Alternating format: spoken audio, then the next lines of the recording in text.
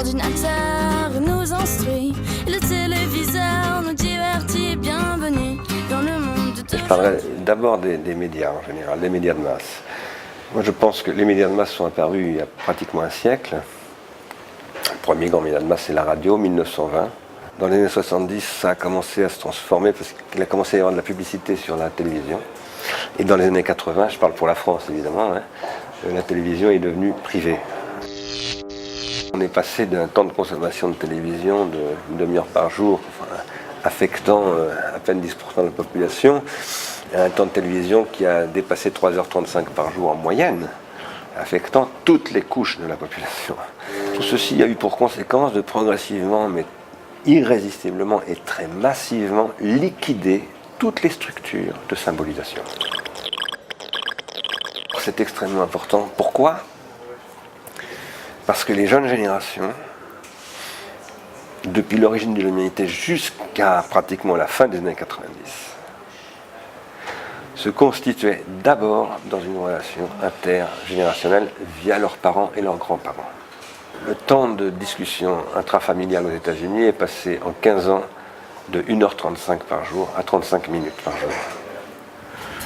Vous comprenez que la télé a une stratégie absolument délibérée de marginaliser, et non seulement de les marginaliser, mais d'infantiliser les parents, c'est-à-dire de les empêcher d'être des parents.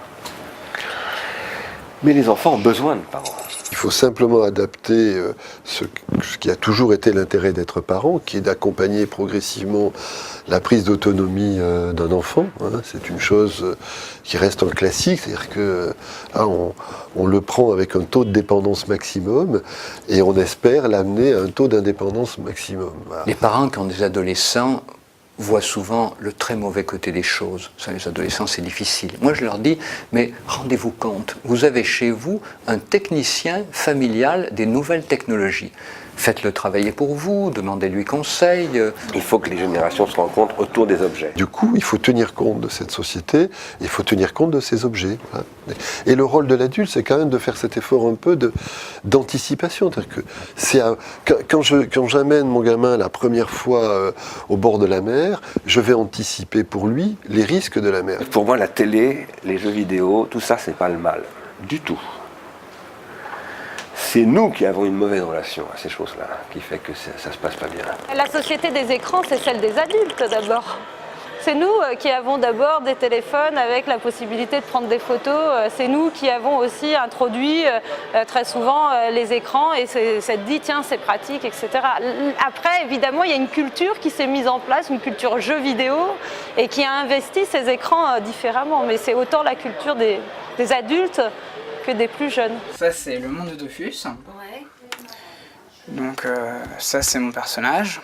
Donc c'est pas la télévision qui est pas bonne, c'est pas le jeu vidéo qui est pas bon, c'est notre rapport au jeu vidéo, ou notre absence de rapport au jeu vidéo. Car si les mômes veulent jouer aux vidéos, c'est bien au départ, c'est qu'ils ont envie d'être actifs. Effectivement, on se pose la question de savoir si c'est dangereux, ouais. À un moment donné, il a été un peu loin, ça s'est tout de suite vu, de toute façon, les résultats scolaires, tout de suite. Et puis, il était plus dans la vie de tous les jours, il parlait plus, il communiquait pas de la même façon, quoi, voilà. Et puis là, il y a eu quand même interdiction. Il va falloir trouver de l'utilité sociale à la télévision. Et il y a plein de choses à faire bien. Il faut un peu de courage.